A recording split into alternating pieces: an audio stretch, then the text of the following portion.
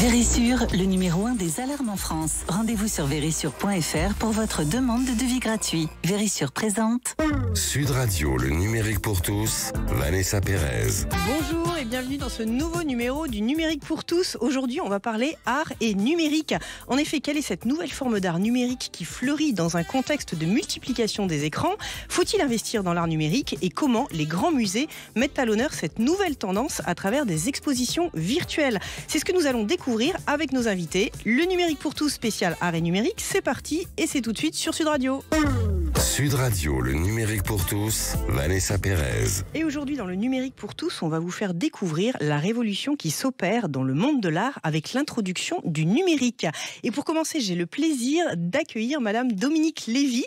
Dominique, bonjour. Alors, vous êtes collectionneur et fondatrice de la DSL Collection, membre du conseil d'administration de la Société des Amis du Musée National des Arts Asiatiques Guimet. Attendez, c'est pas fini. Présidente de l'association Métaverse Art et Culture et enfin auditrice à l'Institut des hautes études de défense nationale depuis 2008. Je n'ai rien oublié, Dominique? Non, pas du tout, merci beaucoup. Bon, Dominique, alors faites-nous rentrer un peu dans votre univers en tant que collectionneur. Je ne sais pas si on dit collectionneur ou collectionneuse. C'est quoi et quels sont vos domaines de prédilection? Alors écoutez, je collectionne depuis un peu plus de 30 ans, donc heureusement mon goût a évolué en tant que collectionneur ou collectionneuse. Et je dois dire que j'ai commencé tout simplement aux puces, dans les années 90, à collectionner du mobilier de design des années 40. Puis je me suis intéressée naturellement à l'art contemporain. Et après de multiples voyages qui ont débuté en 2005, et vers la Chine, quasiment tous les 3 mois, et bien là, je me suis intéressée et j'ai constitué une collection d'art contemporain chinois avec mon époux et mes enfants. J'ai bougé et évolué naturellement vers la collection d'art digital et art numérique pour, au final, m'intéresser vraiment sur ces dernières années, on va dire depuis les années 2021, aux expériences immersives afin d'utiliser cet outil comme mode de partage avec le public des expositions que nous souhaitions monter. Alors, Dominique, dites-nous, ces tendances de collectionner, on a l'impression, avant les gens collectionnaient des timbres ou des images Panini, on collectionne encore aujourd'hui beaucoup? Alors écoutez, non seulement c'est une tendance ancestrale, elle existe depuis des siècles. On a toujours collectionné des pièces, des bijoux, des objets d'antiquité. D'ailleurs, on les retrouve dans les salles de vente, tellement les collectionneurs, au fil des temps, les ont conservés. Ça a un avantage d'ailleurs, c'est qu'on est dans la conservation de très beaux objets. Mais la tendance aujourd'hui, elle évolue parce qu'elle est le reflet aussi de ce qui se passe au XXIe siècle, c'est-à-dire une démultiplication des écrans, de tout ce qui touche au numérique. Alors, ce qui est concret, même donc si ça reste une pratique très populaire de collectionner, aujourd'hui, on voit que on a le street art, les artistes qui font des vidéos, qui les proposent. On a une multitude d'œuvres à collectionner qui ne sont pas que des œuvres matérielles et physiques. Mais entre nous, on a un peu le sentiment, Dominique, que collectionner, c'est réservé à une élite ou alors c'est une idée reçue à démystifier? Écoutez, je pense que c'est une idée reçue parce qu'il y a eu quand même 700 millions de cartes Panini vendues sous forme de stickers NFT par les fous les passionnés du handball aux États-Unis. Alors NFT, on rappelle, ce sont en fait des objets numériques que l'on peut collectionner. Donc ils ne sont pas tangibles, mais on peut les collectionner. Ils ne sont pas tangibles et on peut effectivement les collectionner. Ça représente une propriété numérique. Et ce sont des jetons numériques, voilà, que l'on pourra. Alors justement, on va essayer de clarifier tout ça et de le rendre concret. Comment le numérique et l'art arrivent à coexister en 2023? Vous nous dites effectivement que les écrans se multiplient, mais concrètement, c'est quoi? C'est avoir une image sur son écran de smartphone? C'est aller dans un musée? Comment ça se passe?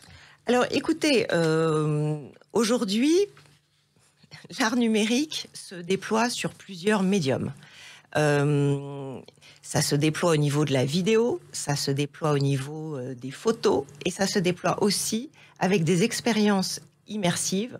Je vais rappeler trois grandes expositions, enfin des grandes expositions, celle de TeamLab, celle de l'Atelier des Lumières, celle du Grand Palais immersif avec Venise qui s'est terminée dernièrement, Pompéi avant. Donc effectivement, Ça incite les artistes aujourd'hui à créer des œuvres d'art numérique pour peupler des expositions, et TeamLab est un très très bon exemple. Il s'agit d'une installation totalement numérique.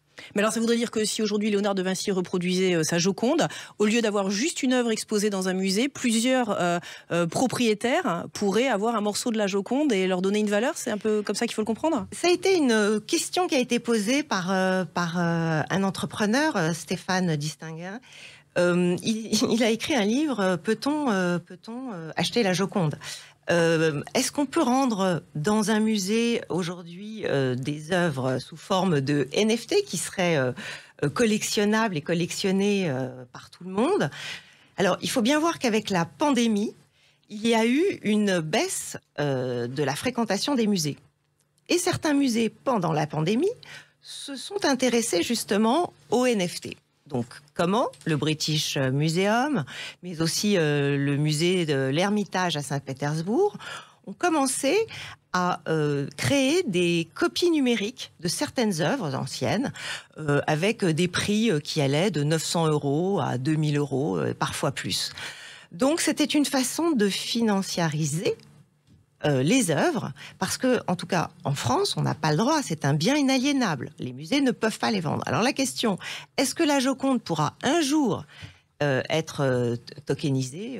Oui, c'est-à-dire rendu virtuel et être la propriété de plusieurs propriétaires, on va dire. Exactement, de milliers, voire de millions de propriétaires, ou par une levée de fonds de certains d'entre eux. Maintenant, je ne donnerai pas mon avis dessus, mais ça pourrait être envisageable. Et la question a été posée, débattue sur les réseaux sociaux. Ça a créé une effervescence absolument incroyable. Alors, même si on est à la radio et qu'on ne voit pas forcément, est-ce que vous pourriez nous décrire 3 ou 4 œuvres qui vraiment font tendance sur le marché pour se dire à quoi ça ressemble, où est-ce qu'on peut les voir et est-ce qu'elles valent justement des montants qui avoisinent ceux des œuvres traditionnelles? Alors écoutez, pour vous donner des montants, le record par exemple qui a été battu en 2021 par une œuvre un NFT, c'est une œuvre de l'artiste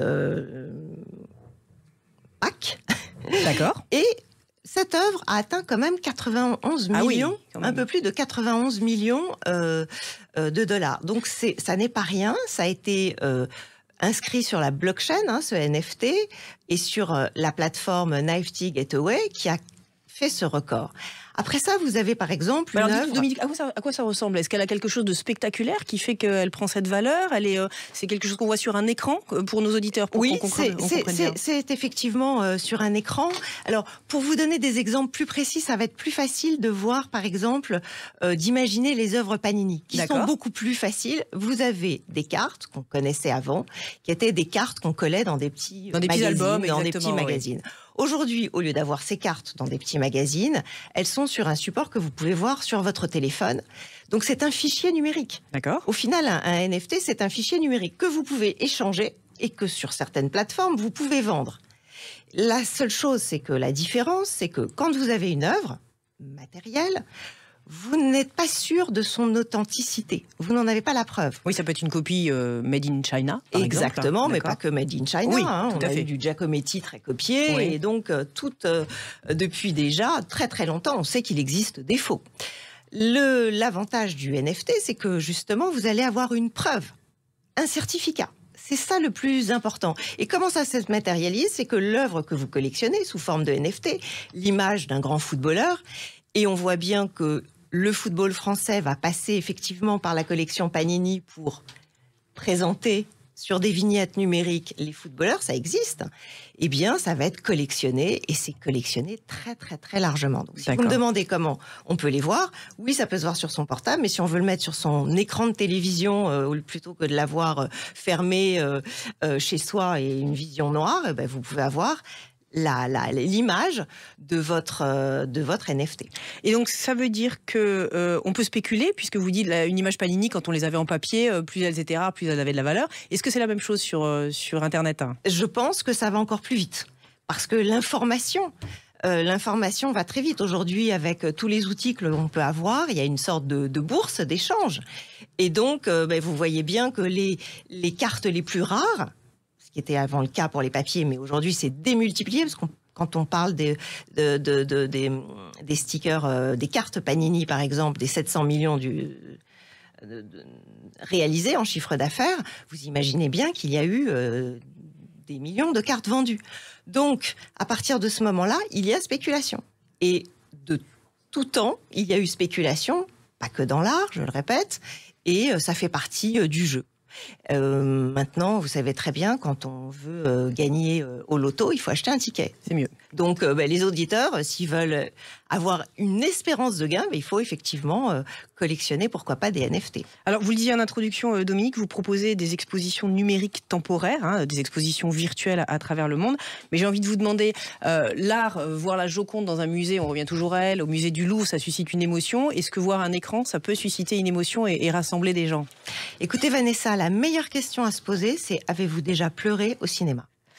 Belle question, et j'ai envie de vous dire oui.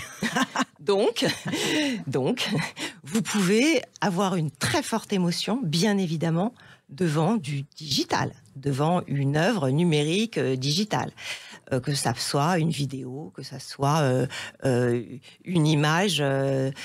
Chaque artiste, si vous voulez, aujourd'hui, au contraire, essaye de vous donner ce sentiment qu'avec les outils numériques et digitaux, eh bien, on peut créer des œuvres absolument incroyables. Et c'est pour ça que le Grand Palais éphémère a monté ces expositions, on montera de plus en plus, et qu'il y aura des expositions nomades. Et moi, pour ma part, dans le métaverse et dans différents espaces, on peut voir, si vous voulez, des expositions d'œuvres qu'il ne serait pas possible de voir autrement, parce que se déplacer, par exemple, en Chine aujourd'hui, c'est difficile d'obtenir un visa.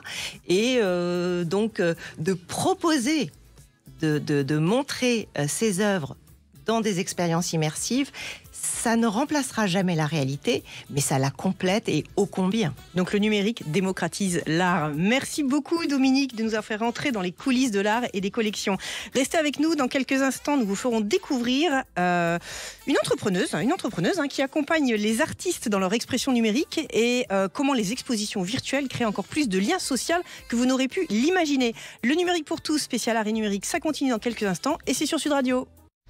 Vérissure, le numéro 1 des alarmes en France. Rendez-vous sur vérissure.fr pour votre demande de devis gratuit. Vérissure présente. Sud Radio, le numérique pour tous, Vanessa Pérez. Et aujourd'hui, un numérique pour tous dédié à l'art. Et pour en parler, j'ai le plaisir d'accueillir Amy Ferry-Sauvert. Amy, bonjour. Vous co-dirigez la société de conseil en art et technologie AICA. Donc vous associez, effectivement, vous êtes en relation avec des artistes qui vont vouloir s'exprimer sur d'autres médias. Comment est née l'idée de cette société AICA ? Écoutez, j'ai créé AICA en 2019 avec mon associé Karen Lévy. Et on s'est rencontrés sur les bancs de l'école alsacienne. On est très vite partis en Chine. Et chacune, on était dans 2 domaines très différents. Donc Karen, mon associée, était vraiment spécialisée dans l'art. Elle est collectionneuse elle-même, amie des artistes. Elle a aussi travaillé dans de grandes maisons de vente. Et moi, j'étais côté innovation et marketing. J'étais dans des groupes de communication, cosmétiques chez L'Oréal. Et en fait, AICA est vraiment né de notre volonté de rendre l'art accessible à tous, de démocratiser l'art. Voilà, donc on a associé nos 2 compétences, l'art et l'innovation, pour créer AICA, une plateforme vraiment de conseil art et tech, et on met vraiment en relation les artistes avec des sociétés et des innovantes de technologie. Voilà, et puis aussi maintenant des marques, parce que c'est important aussi d'apporter l'art dans des domaines, dans des sociétés, pour des marques en dehors des parcours classiques, des galeries et des musées. Alors j'ai envie de vous demander, les artistes eux-mêmes s'intéressent à l'art numérique, ou vous, avec votre expertise marketing, en fait, vous les encouragez parce que vous considérez qu'il y a vraiment une opportunité de faire de l'argent quelque part, hein ? Alors en réalité, c'est dans les 2 sens. Parce que les artistes, évidemment, sont très intéressés. Ils se posent beaucoup de questions. On entend beaucoup parler du metaverse, des NFT. Ce sont des sujets qui sont un petit peu parfois obscurs et compliqués. Il y a une sorte de barrière technologique.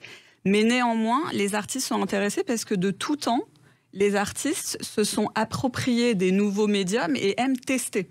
Donc on a beaucoup d'artistes qui sont des artistes, on va dire, plus traditionnels, qui travaillent la peinture, la sculpture, la photographie, et qui veulent en fait tokeniser leurs œuvres. Alors tokeniser, on explique pour nos auditeurs, c'est-à-dire une œuvre physique, on la rend virtuelle et donc on peut être propriétaire de cette œuvre sur Internet. Exactement. À plusieurs d'ailleurs.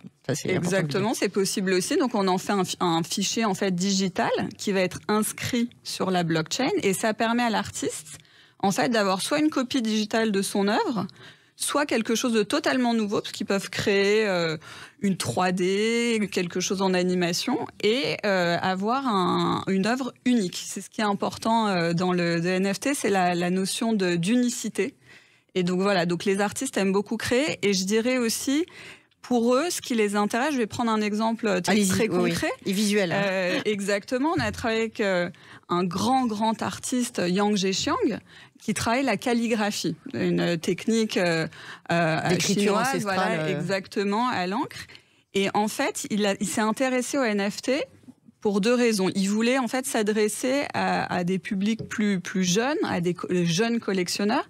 Et lui, dans sa technique créative, il s'est dit comment, maintenant que j'ai accès à du numérique, comment je vais créer mon œuvre. Et donc, il a créé 100 œuvres de calligraphie, chacune unique. D'accord. Et avec des mots, donc la collection s'appelle Possible, et il a écrit 100 fois les mots, mais légèrement différemment. Et en réalité, donc on a des NFT, donc une image digitale de ces calligraphies, et qui sont vendues online et visibles sur la blockchain. Voilà. Donc ce sont des gens qui doivent être connectés, qui peuvent justement faire circuler dans des expositions virtuelles ces œuvres. C'est comme ça qu'on apprécie et qu'on consomme, entre guillemets, ce type d'œuvre ? Oui, alors il y a 2 façons, et pour nous, c'est très important, c'est de toujours garder un équilibre entre digital et physique. Donc par exemple, pour cet artiste, donc les œuvres digitales sont vendues online, donc sur des plateformes de NFT, mais nous avons aussi exposé ce NFT au musée Guimet à Paris. Et c'est l'artiste qui, dans le cadre de sa carte blanche, a souhaité intégrer cette œuvre parce que c'était sa dernière œuvre. Et c'est une œuvre digitale, donc c'est exposé dans un musée sur des écrans que vous pouvez voir.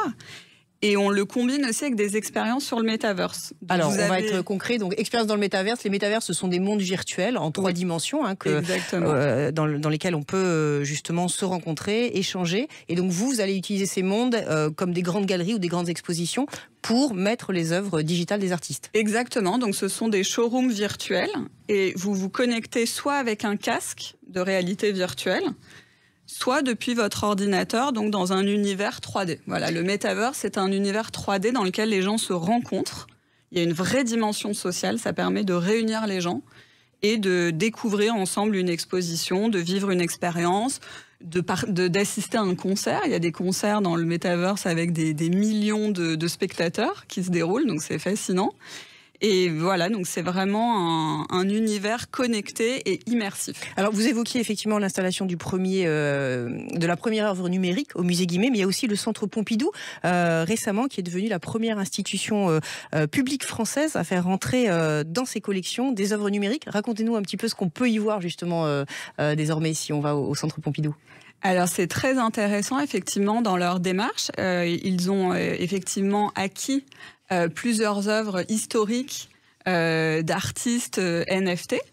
Et donc, quand on se rendra dans une exposition NFT, principalement, donc ça se passe sur des écrans digitaux, mais il faut penser vraiment qu'on est dans un dispositif qui est très immersif, parce qu'il y a l'écran, donc ce que vous voyez qui est visuel, donc ce sont des œuvres 3D, très colorées, etc. Mais il y a aussi le son, il y a toute une expérience immersive, oui. Exactement. Autour du son, et en réalité, c'est aussi ce qu'évoquait Dominique, c'est qu'on crée vraiment une vraie émotion. Donc ce ne sont pas juste des écrans les uns à côté des autres, il y a un vrai sens déjà dans la création, et il y a une réelle émotion qui est créée, et surtout, et ce qui est toujours, je pense, très important, c'est de se dire, c'est l'accessibilité, parce que ces œuvres, vous pourrez les voir donc en contexte au Centre Pompidou, mais c'est aussi des œuvres que vous pouvez vous-même collectionner, voir sur votre téléphone. Concrètement, les collectionneurs de NFT, chez eux, ils peuvent avoir dans votre écran télé, quand il est éteint, vous pouvez faire défiler votre collection. Donc voilà, donc c'est vraiment... en réalité, c'est pas si nouveau, parce que de tout temps, dans l'art, il y a eu des vidéos d'artistes. On collectionne déjà le digital, des vidéos d'artistes. C'est vrai, quand on va au foire d'art contemporain, on voit des vidéos, effectivement, des choses un peu surprenantes. Mais là, donc, c'est exactement. C'est une tout sorte de suite naturelle. Et le fait qu'on appelle ça un NFT, c'est plutôt le côté d'inscription sur la blockchain qui donne cette traçabilité, ce caractère unique pour les collectionneurs. Alors j'ai envie de vous demander, vous qui voyez beaucoup de visiteurs dans ce cas-là, dans les expositions virtuelles mais qui sont quelque part physiques, comment réagissent les gens? Il y a peut-être beaucoup plus de jeunes enfants, il y a des publics différents. Comment se traduit cette émotion? Alors déjà, c'est une grande émotion pour nous parce que c'est toujours très émouvant de voir quand on crée avec des artistes des expériences dans le metaverse, des séries de NFT, de voir comment elles sont reçues par le public.